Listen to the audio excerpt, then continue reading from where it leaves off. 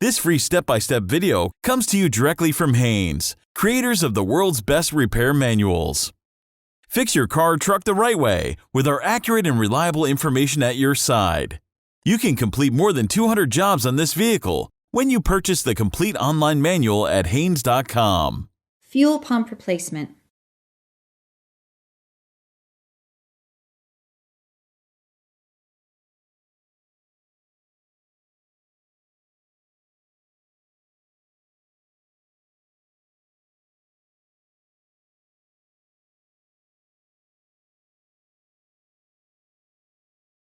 Remove the gas cap, then reinstall it after relieving the fuel system pressure. Pull the hood release lever located on the driver's side kick panel. Lift the hood slightly, push the hood safety latch to your right, then raise the hood. Remove the hood prop rod and place it in the slot marked for the hood prop. Remove the cap from the Schrader valve on the fuel rail. Place a rag under the Schrader valve. Install a fuel pressure test gauge adapter to the Schrader valve and tighten it securely. Install a fuel pressure gauge equipped with a bleeder hose to the adapter, then direct the bleeder hose into a container approved for storing fuel. Open the bleeder valve and allow the fuel to drain into the container.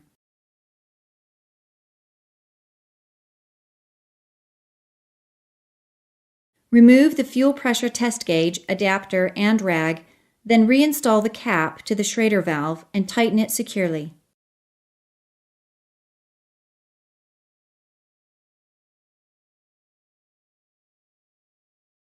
Loosen the cable bolt from the negative battery terminal, then disconnect the negative battery cable. Position the cable aside to prevent accidental reconnection. Apply the parking brake. Chock the front wheels to prevent the vehicle from rolling. Loosen the rear wheel lug nuts, then raise the rear of the car and support it on jack stands. Remove the rear wheels. Locate the inner fender splash shield fasteners, then use a trim tool to remove them.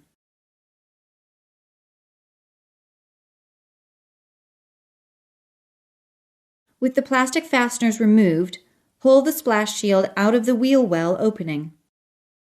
Release the electrical connector lock, then disconnect the fuel tank harness electrical connector.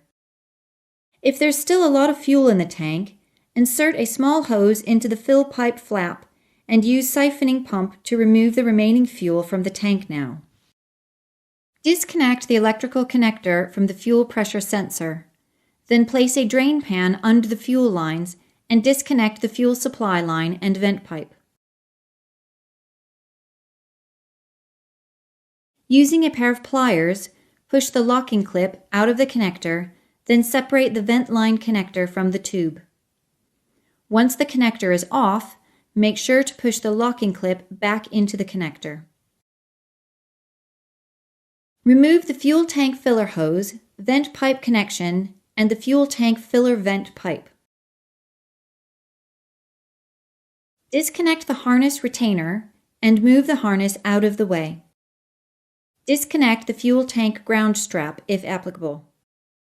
Spray penetrating oil onto the exhaust pipe nuts, then remove the nuts and disconnect the center portion of the exhaust system. Use a wire to support the front section of the exhaust system if necessary.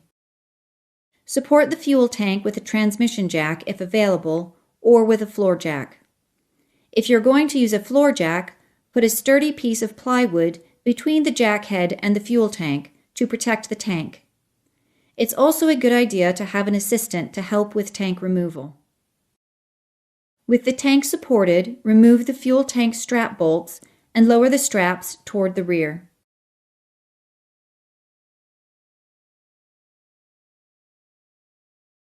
Once the fuel tank straps are unbolted, lift the opposite end of the strap out of the catch and remove the straps. Begin lowering the tank while maneuvering the tank under the exhaust system until it can be removed. If you're using a floor jack, it may be necessary to remove the exhaust hangers and lower the exhaust to remove the tank. Use compressed air or carburetor cleaner to clean any dirt surrounding the fuel inlet and outlet line fittings. Use a small screwdriver or pick to release the electrical connector locks. Then disconnect the electrical connector for the fuel pump module and sensor.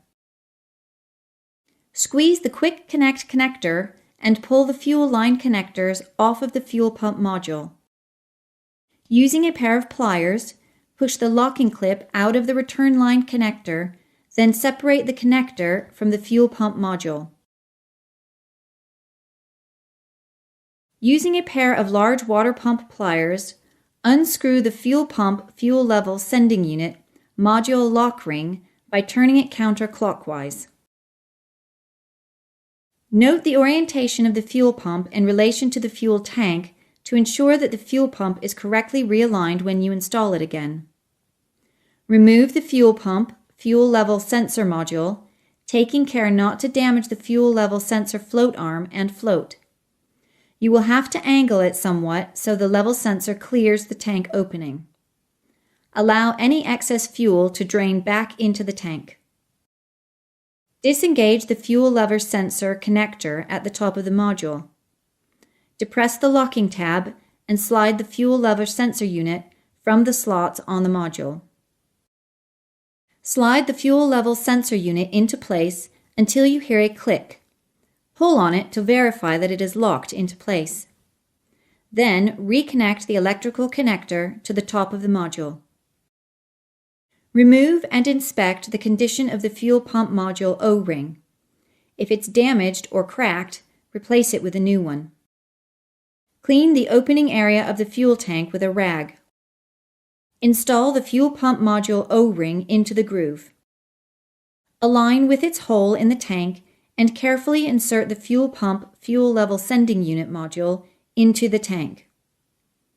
Make sure that you don't damage the float arm or the float during installation. If the float arm is bent, the fuel level that is indicated on the fuel level gauge on the instrument cluster will be incorrect.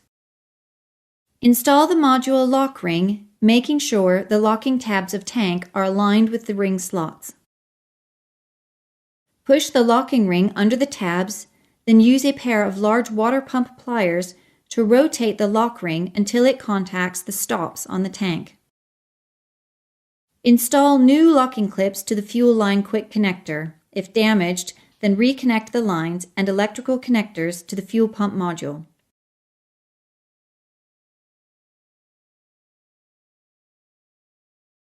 Place the tank onto the jack, then raise the tank into place, working the tank around the exhaust system and into the body. Reconnect the fuel tank straps into the locking clips. Install the fuel tank strap mounting bolts and tighten the bolts securely, making sure the fuel lines and harness is routed properly and nothing is being pinched under the tank. Tighten the fuel tank strap mounting bolts to the specified torque setting.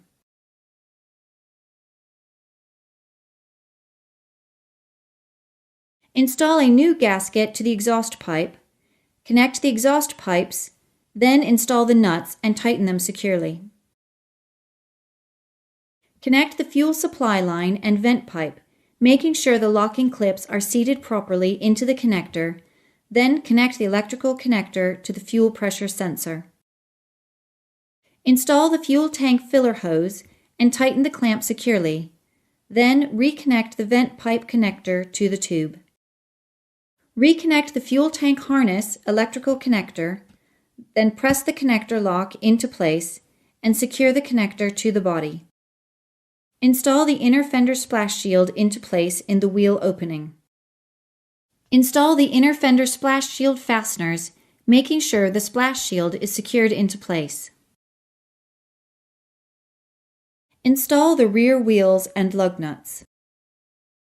Lower the car to the ground and tighten the wheel lug nuts to the specified torque setting.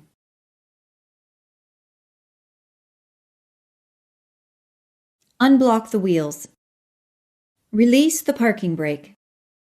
Connect the negative battery cable to the battery terminal and tighten the cable bolt securely.